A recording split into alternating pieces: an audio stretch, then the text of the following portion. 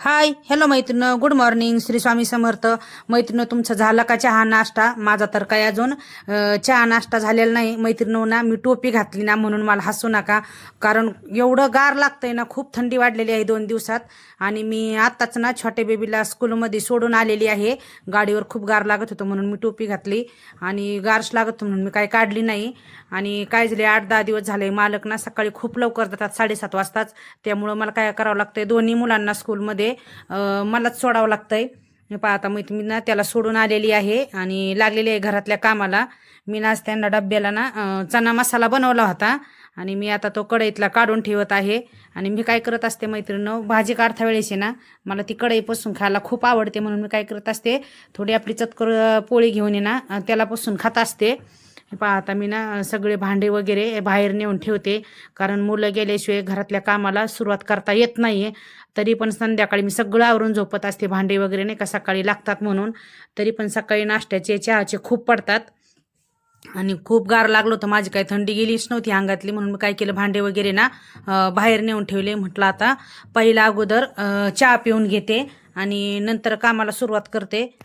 म्हटलं चहा उकळतोय ना तोपर्यंत पसारा आवरून घेते, कारण मी ना काल बाजरीचं दळण दळून आणलं होतं, ते पण तशीच पिशवी ठेवून दिली. त्याचा डब्बा मी घासायला घेतलेला आहे, म्हणून ना मी पिशवी तशीच ठेवली. आणि सकाळी मी काय करत असते, मला पण एक भाकरी करत असते, आणि संध्याकाळी पण मी भाकरीच खाते. दोन्ही टायमाला मी भाकरीच खात असते.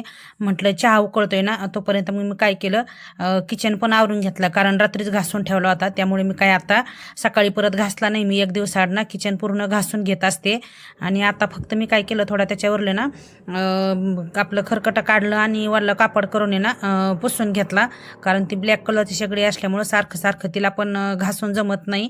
तिला काय होतं, त्या तारेने ना शेकट पडल्यासारखे होतात. त्यामुळे ना मी सारखी घासत नाही, एक दिवसाआड घासत असते. पण घासणीने ना मी ह्या घासणीने घासत नाही ती शेगडी, मी ना सॉफ्ट साधीवाली घासणी आहे, त्याने मी ना शेगडी घासून घेत असते. पण आता माझा ना चहा पण उकळलेला आहे.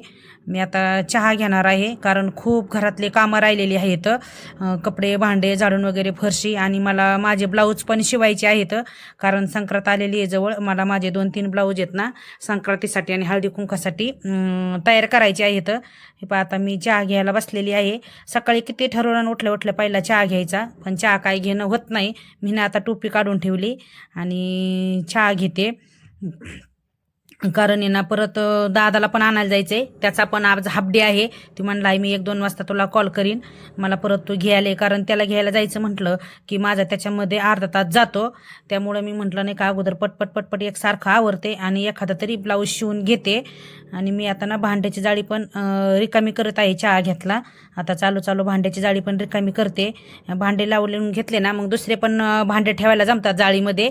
त्यामुळं मी काय केलं, पहिली जाळी रिकामी करून घेतली. चला मैत्रिणी, आजच्या पुरतं एवढंच. भेटू परत नेक्स्ट ब्लॉगमध्ये. तोपर्यंत बाय.